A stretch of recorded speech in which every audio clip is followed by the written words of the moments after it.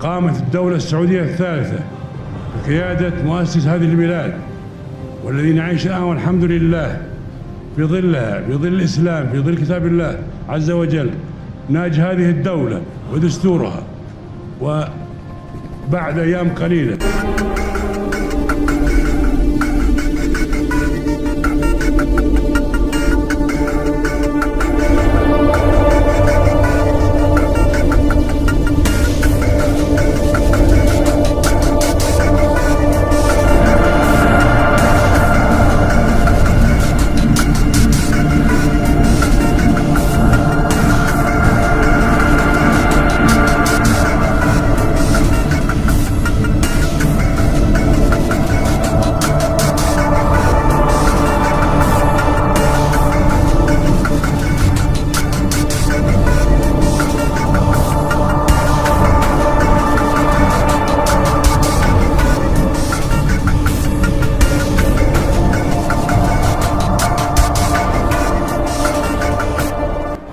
السعودية على استعداد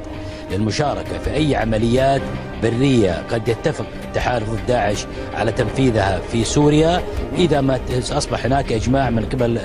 قيادة التحالف، والمملكة العربية السعودية على استعداد المشاركة في هذه. رعد الشمال أعمى عيون الطامعين والحزم بالظفرة تزاد حروقها، الدار حنا دونها حصن حصين